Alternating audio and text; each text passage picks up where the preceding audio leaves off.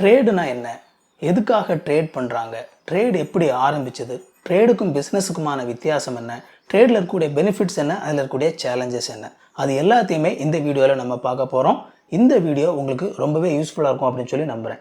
வணிக சந்தைக்கு உங்களை வரவேற்கிறேன். இது வரைக்கும் சேனலை சப்ஸ்கிரைப் பண்ணல அப்படின்னா சேனலை சப்ஸ்கிரைப் பண்ணிக்கோங்க. வாங்க வீடியோக்குள்ளே போகலாம். முதலாவது பிஸ்னஸுக்கும் ட்ரேடுக்குமான வித்தியாசத்தை பார்த்துடலாம். ஏன்னா நிறைய நேரங்களில் இந்த பிஸ்னஸ் ட்ரேட் அப்படிங்கிற இந்த வார்த்தைகள் இன்டர்சேஞ்சபிளாக பயன்படுத்தப்படுது. பிஸ்னஸ் அப்படிங்கிறது ஒரு அம்பர்லா டேர்ம்.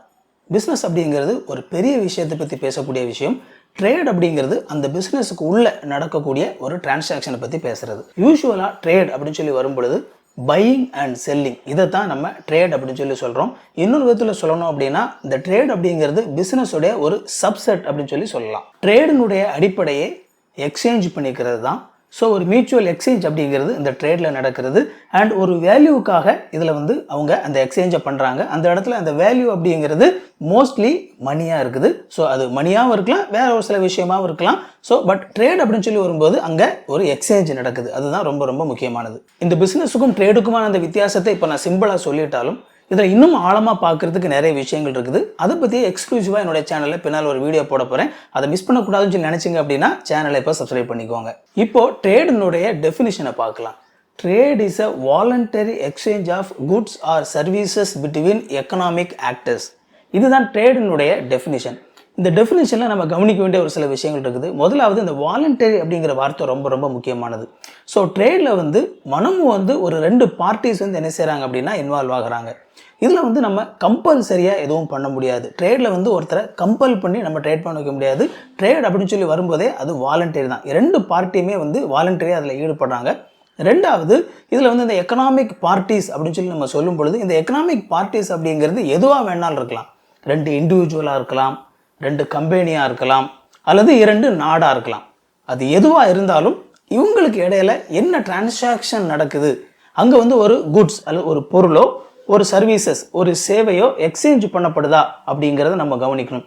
இந்த எக்ஸ்சேஞ்ச் அங்கே நடந்தது அப்படின்னா அதை நம்ம ட்ரேட் அப்படின்னு சொல்லி சொல்ல முடியும். நம்ம சமையலுக்கு தேவையான பொருட்கள் வாங்கும்போது இந்த ட்ரேட் அப்படிங்கிறது இரண்டு நபர்களுக்கு நடுவில் நடக்குது.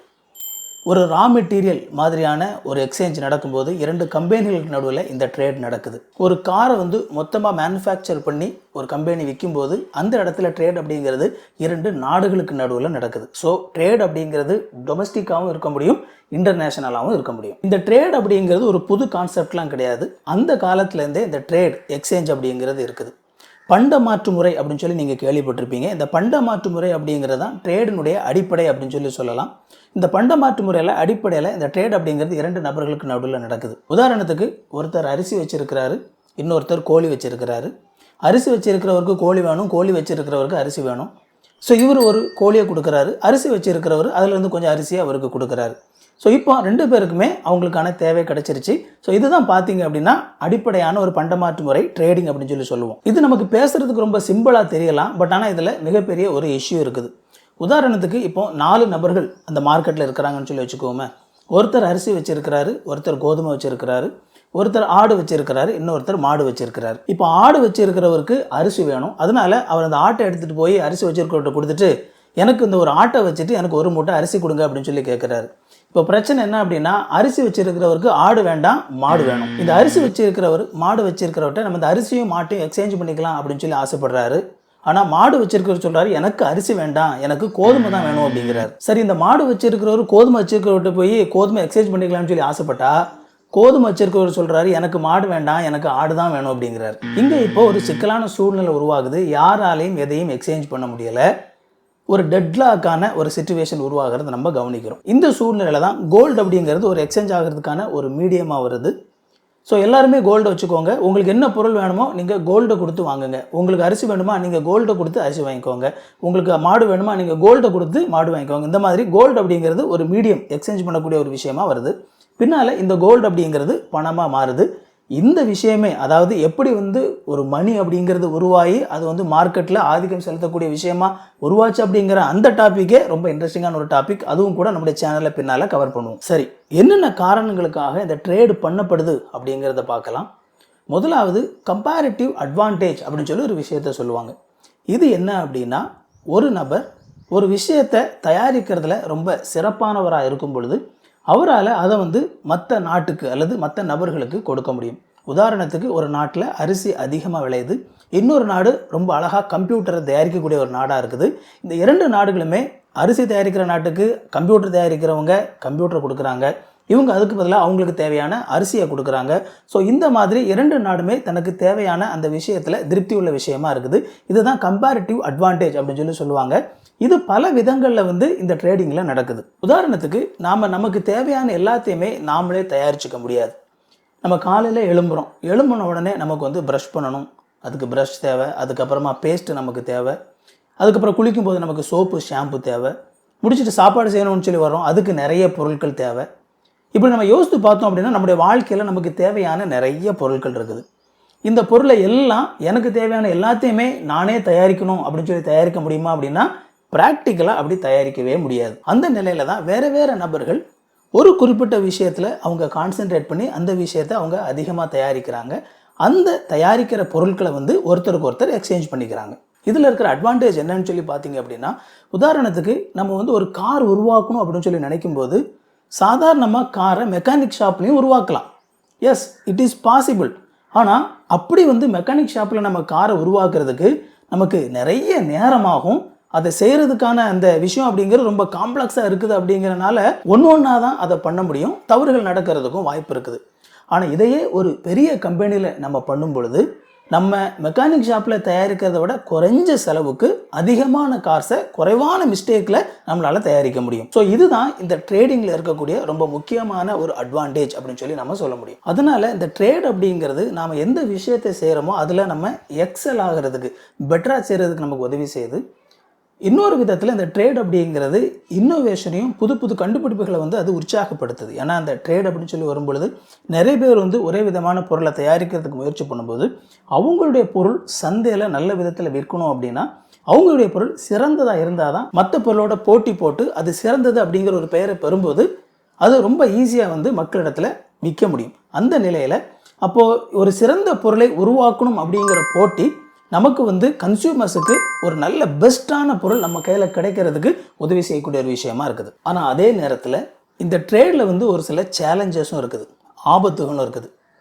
என்ன ஆபத்து அப்படின்னா, அவங்க ஒரு பொருளை உருவாக்குறாங்க, அது நல்ல பொருள் தான், ஆனால் அவங்களால வந்து அந்த பொருளை விற்க முடியாத ஒரு சூழ்நிலை உருவாகலாம். ஒரு போட்டி அப்படின்னு சொல்லி வரும் பொழுது அந்த போட்டியில் யார் வேணாலும் ஜெயிக்கலாம், யார் வேணாலும் தோக்கலாம். இந்த ஜெயிக்கிறது தோக்கிறது அப்படிங்கிறது ஒரு சில நேரத்தில் மார்க்கெட்டில் பொருளுடைய குவாலிட்டி அடிப்படையில் மட்டும் அமையறதில்ல, அதில் நிறைய விஷயங்களும் இன்வால்வ் ஆகுது. உதாரணத்துக்கு ஒரு சில நபர்களிடத்தில் நீங்கள் ஒரு சாக்கு நிறைய மண்ணள்ளி கொடுத்தா கூட அவங்க அதை கொண்டு போய் விற்றுட்டு வந்துடுவாங்க. இன்னும் ஒரு சில நபர்களிடத்தில் நீங்கள் தங்கத்தை கொடுத்தா கூட அவங்களால அதை விற்க முடியாது. இந்த இஷ்யூ இருக்குது. அதனால ஒரு சில நேரத்தில் இந்த பொருட்கள் விற்கலை அப்படிங்கிற ஒரு சூழ்நிலை வரும்போது அங்கே ஜெயித்தவங்க தோத்தவங்க அப்படிங்கிற ஒரு சூழ்நிலை உருவாகுது. ஒரு சில நேரத்தில் இந்த ட்ரேடில் தோக்கிறது அப்படிங்கிறது ரொம்ப மோசமான எக்கனாமிக்கலாக வந்து மிக மோசமான ஒரு பாதிப்பை அந்த கம்பெனிக்கோ அந்த நபர்களுக்கோ ஏற்படுத்தி விட முடியும். அதனால தான் ஒரு சில நபர்கள் இந்த பிஸ்னஸில் இன்வால்வ் ஆகி அதில் சக்ஸஸ் பண்ண முடியாமல் பல கோடி ரூபா கடனாகி வர்றதெல்லாம் நம்ம சொசைட்டியில் பார்க்குறோம். இந்த ட்ரேடில் வந்து நான் கண்டிப்பாக ஒரு நல்ல பொருளை உருவாக்கணும் அப்படிங்கிற போட்டி, அதுக்கப்புறமா என்னுடைய பொருளை விற்று தான் ஆகணும் அப்படிங்கிற அந்த போட்டி ஒரு சில நேரத்தில் நம்ம சொசைட்டியில் ஒரு பாதிப்பை ஏற்படுத்திடக்கூடும், நம்மளுடைய என்விரான்மெண்ட்டில் பாதிப்பை ஏற்படுத்திடக்கூடும், ஒர்க்கர்ஸுக்கு வந்து பாதிப்பை ஏற்படுத்திடக்கூடும். ரொம்ப முக்கியமாக கலாச்சாரத்தையும் மிக மோசமான பாதிப்புகளை அது ஏற்படுத்துவதற்கு வாய்ப்பு இருக்குது. இன்றைக்கி இருக்கிற சூழ்நிலை இந்த குளோபல் மார்க்கெட் அப்படின்னு சொல்லி நம்ம வரும்போது இந்த குளோபலைசேஷனில் இந்த கல்ச்சுரல் எக்ஸ்சேஞ்ச் அப்படிங்கிறது நிறைய நடக்குது. ஒரு சில நேரங்களில் இந்த கல்ச்சுரல் எக்ஸ்சேஞ்ச் அப்படிங்கிறது நல்லதாகவும் இருக்குது, பட் ஒரு சில நேரங்களில் இந்த கல்ச்சுரல் எக்ஸ்சேஞ்ச் அப்படிங்கிறது மோசமானதாகவும் இருக்குது. கலாச்சார மாற்றம் அப்படிங்கிறத ஒரு சிலர் பாசிட்டிவாகவும் பார்க்குறாங்க, ஒரு சிலர் நெகட்டிவாகவும் பார்க்குறாங்க.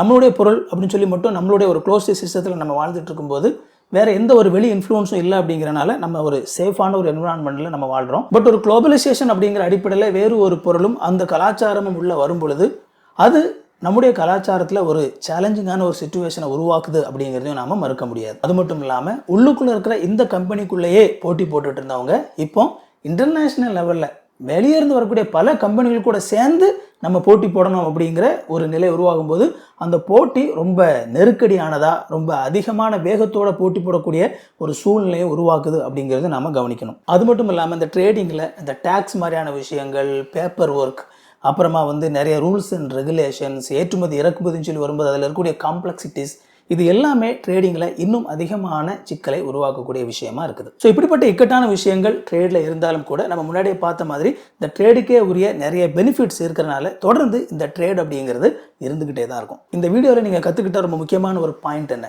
அதை கமெண்ட்டில் போடுங்க. அண்ட் இந்த வீடியோ மாதிரியே இன்னும் நிறைய யூஸ்ஃபுல்லான வீடியோஸ் நம்ம சேனலில் இருக்குது, போய் பாருங்கள். இந்த வீடியோ உங்களுக்கு பிடிச்சிருந்தா அந்த வீடியோவை லைக் பண்ணுங்கள். இது வரைக்கும் சேனலை சப்ஸ்கிரைப் பண்ணல சேனலை சப்ஸ்கிரைப் பண்ணிக்கோங்க. உங்களுக்கு நோட்டிஃபிகேஷன் பண்ண நினச்சிங்க அப்படின்னா அந்த பெல் பட்டனை கிளிக் பண்ணிக்கோங்க. இன்னொரு சூப்பரான வீடியோவில் சந்திப்போம் friends. Thank you. God bless you.